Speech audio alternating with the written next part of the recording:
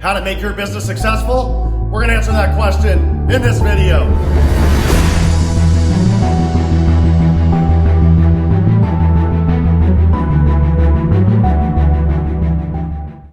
Okay, let's rock. Let's talk about how we can make your business successful. But before we talk about that, let's reverse engineer this thing. Let's talk about what are the things that make people go out of business, that make them unsuccessful.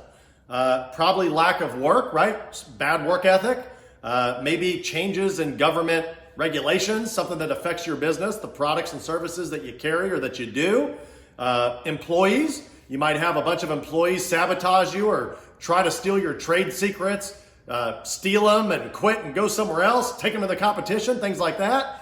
You might have employees that actually damage your reputation so badly because of how they've dealt with your key customers, your key clients and things like that. And the list goes on. There's so many more possibilities. So if we can look at those things and we can understand what not to do, we can start doing the opposite, right? That's kind of the general concept behind that. So when I think about the things that it took for me to be successful in all my businesses, I start looking at what was the key fundamental.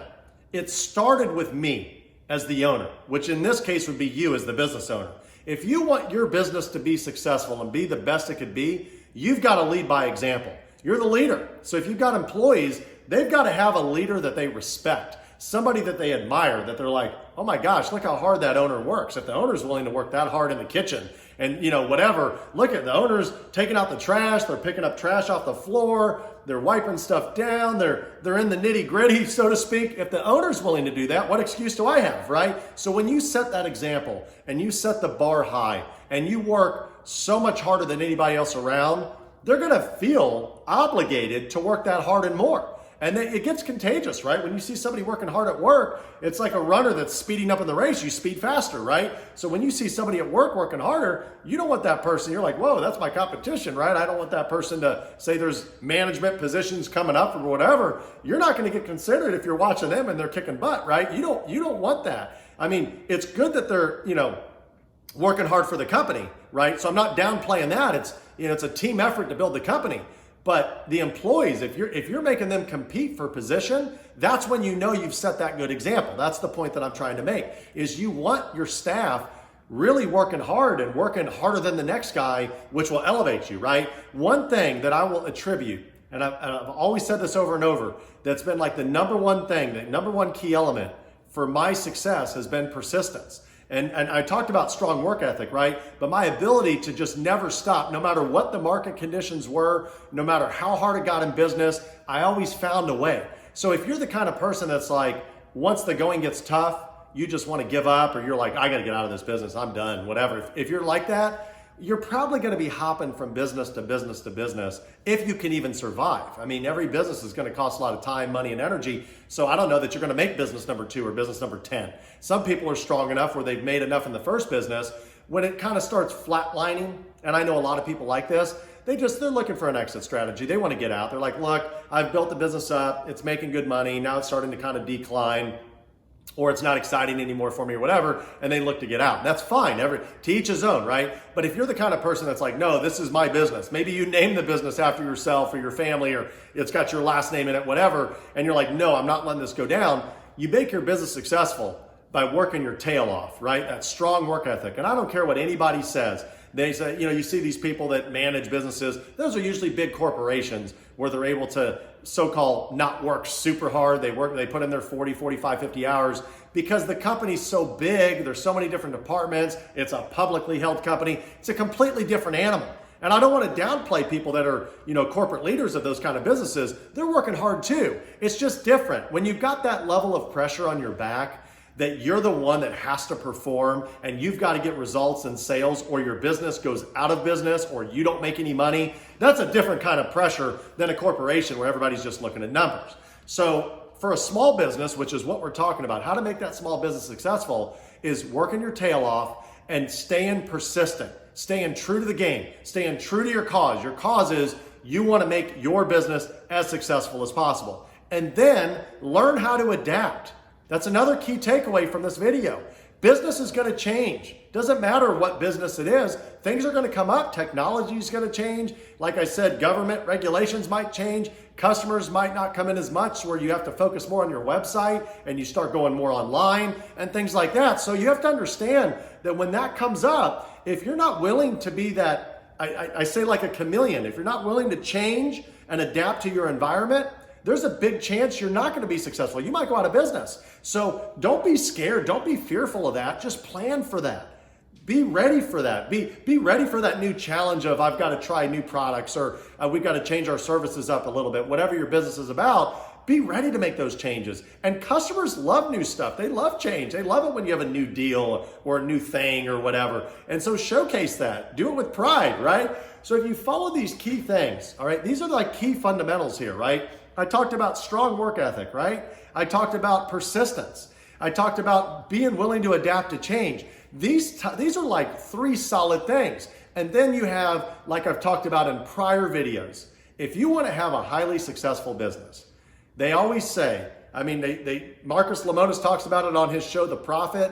There's 3 really core things that make a business successful. Great products and services, right?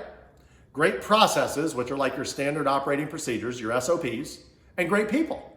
So make sure that on top of the other 3 things that I talked about earlier in the video, that you're focused on making sure you're delivering the best possible products. If you're making them yourselves, if it's like a restaurant, you're making the food, you better be making the best tasting, healthy, quality, whatever your customers want food that's out there. If you're not continuously trying to improve and make that the best it can be, somebody else is out there doing that, and you might lose to the competition. So continue to make your products and your services the best. If you're somebody that's like my trading card business, where we just resell manufactured items, right? So trading cards, toys, collectibles, then make sure that you're selling good, demanded, high demanded products. Make sure you're offering good products, and then have good people. Take the time. People ask me like, what do you do every day? Well, I'll tell you, I do a lot of things, right? I answer emails like everybody else. I'm always the brainchild of my businesses. So whether I'm a partner in a business or not, I'm always looking at new ways to innovate, always new ideas and things like that. My mind never stops, right? And then I'm also a doer. So I implement a lot of the things that we've set up in the business. Because I'm the owner, I get to pick what I want to do every day. So I might go in and I might help ship orders, right?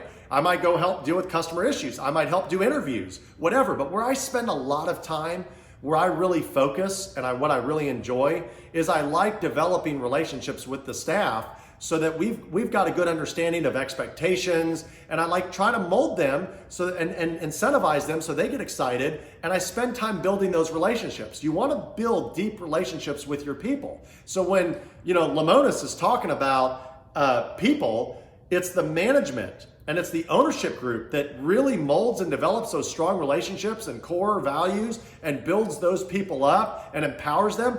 That's what can make a business super successful versus not, is doing that to your staff. So you talk about, giving the best products and services, giving the best people that are out there, the best staff, and then you got people, process, and product. And then setting up processes that are obviously like the absolute best processes for your business. So getting them all written down, you can start with Microsoft Word, you can start in Excel, you can start in Google Docs, whatever you want to start with. I recommend whatever you do, save copies of it in the cloud. So if you ever lose, your computer crashes, you don't lose all your company's documents, right? Have them up in the cloud somewhere. So get them up in like Google Docs or something like that, but have it to where you're constantly refining those processes. So if you want your processes to be the best, your company to be the best it can be, make those processes the best they can be. The first draft of what you do is probably not going to be the final one, especially if you're open-minded enough and humble enough to take constructive criticism from your staff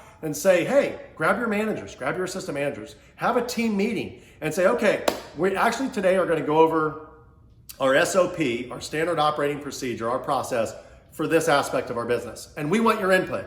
And write down all their suggestions, what's working, what's not working, etc., and refine that process. And then when that's done, go to the next. And don't be scared to refine that process again. I mean, it might need something changed in 6 months or a year, whatever. Continuously improved. We talk about CANI, Connie, however you want to pronounce it. Constant and never-ending improvement. Keep doing that with your processes, with your people, and with your products or services. And that, my friends, is how you can make your business to be as successful as it can be. Okay, everybody, I hope this video was helpful. If you did, please like it, comment, and don't forget to share it with your friends and family if you feel somebody you know might find it helpful. And don't forget to subscribe. Make sure you click that subscribe button, please. I would love to keep delivering videos to you every single day, 5 times a week, however many videos I can keep doing for everybody. I'm going to keep delivering. And remember, in life and in business, no matter how hard it gets, you have to remember one thing. It's never easy for anybody. You know, everybody gets knocked down from time to time. I've been knocked on the canvas multiple times in business, and I've thought about giving up so many times and quitting. Remember this from me. Never quit. Push hard, keep pushing, and be the hustler.